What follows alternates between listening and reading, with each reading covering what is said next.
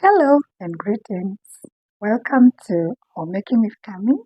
Thank you for joining us on another vlog. I hope you've been well and that you're keeping well. Today I will be talking about gluten-free flour. I don't know what comes to mind for those people who are not conversant with gluten-free food, what they understand by that. Gluten is a component that is found in wheat. Ideally, we are cultured traditionally to think that wheat is entirely a starch, but on the grain there is a small part of it that has protein, and this protein is what is called gluten. Now, a lot of people react to protein, and there's a segment of people that react to gluten. My son is one of those people. He has gluten intolerance. He's the guy behind the camera, so he's smiling. Allow me to just continue. Yeah. So he's one of the people who forms the category of people who have gluten intolerance. So when you have gluten intolerance, okay, there is gluten intolerance and there's celiac disease. Celiac disease is now people who have a very high reaction to wheat, like their allergic levels to wheat is crazy. I usually suspect that he has that, but it's not been confirmed. But what I know is that he has gluten intolerance. There's a whole history as to how we got to this point, and to be able to understand his issues, we went to a few doctors here and there. We went to um, a stomach specialist and whatnot. But that is a story for another day. All right, I don't want to go into those details. Today, I just want to focus on the flours we're using. I said with this video, I'd like to mention that this is not an expert's opinion. The opinions I'm putting across are not expert opinions. I have no educational background on matters to do with gluten or gluten intolerance or stomach issues. However, what I'm doing today, I'm just sharing an overview of what it is like living with someone who has gluten intolerance. So, when my son was diagnosed with this, or when we realized that he has this condition, we had to think of how to support him. And one of the ways we sat down together as a family and we figured if we really want to support him, because at 9 years it's very hard for him to not understand why he cannot eat regular food, why he cannot eat bread, biscuits, mandazis. We know, I mean, everyone has a high affinity towards wheat products. So we sat together and we made a decision that our household is going to go completely gluten-free. We all agreed to commit to this, and I'm happy to report that it is now 1.5 years since we embarked on this journey.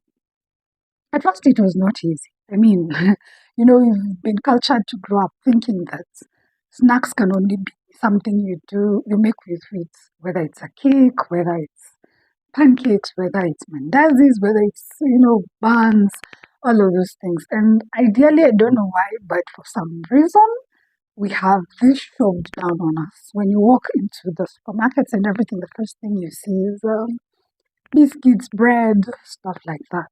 So it was a challenge for us, but I took up the task. I went in deep into research to understand what kind of lifestyle we were going to adopt. We made a lot of changes. So we've had to make a lot of changes in our household in terms of what we eat. But today I'm not going to talk about that in detail. Today I'd just like to share some alternative flours that we found useful for us. We found alternative flours that we use in our baking, in our pastries, and chapatis and stuff like that.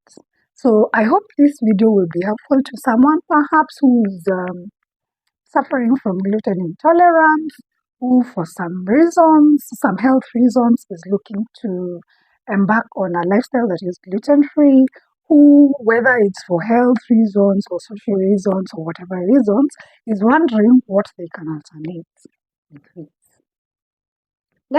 Let's agree that it is not easy. finding gluten-free flours in our shops. You cannot just walk into a grocery store or a cereal shop or a supermarket and find these flours readily.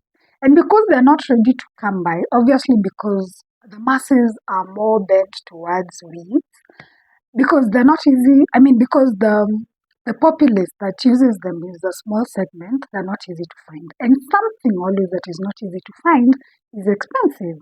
So my experience with wheat flours is that yes, it is possible to find them. I meant gluten-free flours. It's easy to find them, but they come at a cost. Now, when you figure out that our household is all involved in this lifestyle, then the cost even goes higher because now everyone in this house has to eat gluten-free pancakes, gluten-free chapatis, gluten-free mandazis, cakes, pastries, and stuff like that. So I had to think out of the box and see how can I make this affordable. Now, I will show you the first flour that we use in our house, which is a regular and it's a lifesaver in terms of cost. You can see we're running out of it. This is cassava flour. Cassava flour is a very good starch. It's a very good flour. I love its versatility. I love that you can make almost anything with it. Well, apart from chapatis and stuff, anything that needs rolling, this is not the flour for it, not unless you mix it something else. But pancakes, um, mandazis even, although you still have to mix it with other things, comes in handy. Now, cassava flour, if you buy in the supermarket, is quite costly, also not sustainable, but we found a hack. So there's a time we were on a work assignment in Nyanza, and then we found these people in Sori. There's a town called Sori. They usually harvest their cassava and sun dry it. Like they break it into small pellets and then they sun dry it. So we bought a lot, like a whole half a gunia.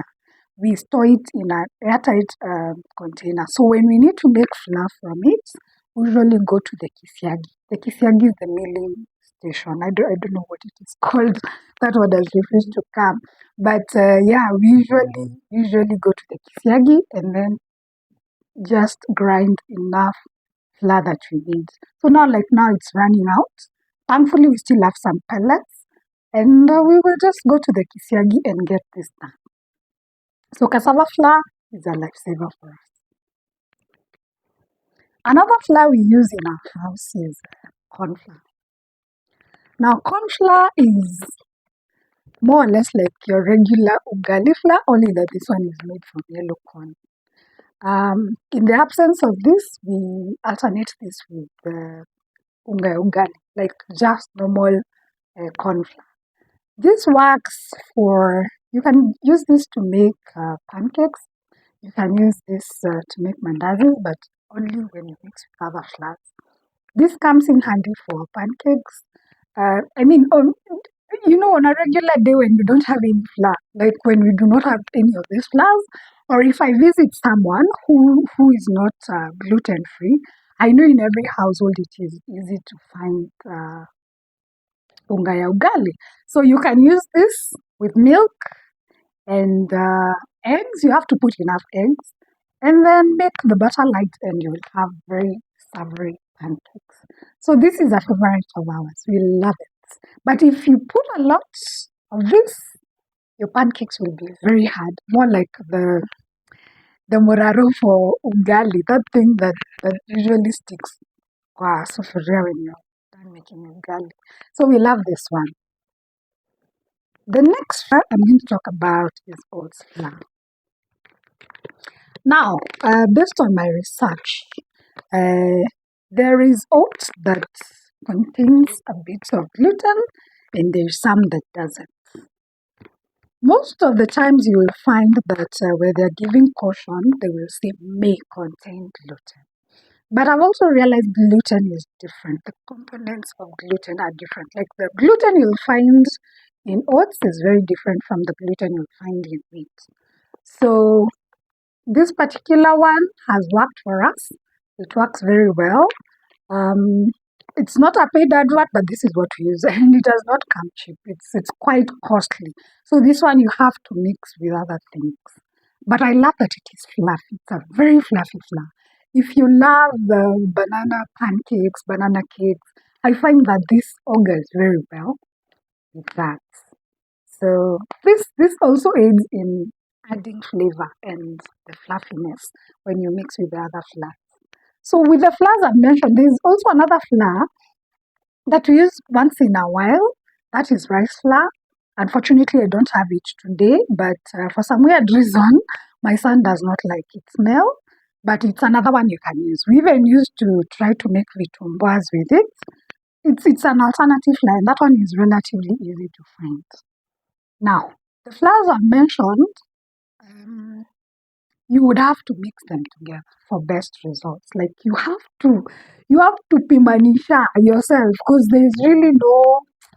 I mean, I've not gone to a chemistry class to know what not. So I've been just freelancing it and trying to see what works. So you mix these flours for a desired effect. Sometimes you can go it alone, stuff like that. Okay. Now I have two other flours here I'd want to talk about. Some people have been very thoughtful and they've tried to mix the flours themselves to give us an all-purpose flour. And I really appreciate these suppliers because it comes in handy. It's a struggle really for most people to strike a balance. So I have two flours I'll talk about today. They are all-purpose flours, all-purpose gluten-free flours. This particular one called Blossom, uh, it's called Blossom. Oh, it's from a company called Blossom Health Essentials. Again, not a paid advert, but this one is called gluten-free flour. You can use this as a baking flour. You can use it for your pastries. You can use it for your pancakes. You can use it for chapatis. You can make for a cake. Like behind here, they've even given us a recipe for how to make a lemon cake. You can do quite a lot with this one. Thankfully, this one is available in Quickmart.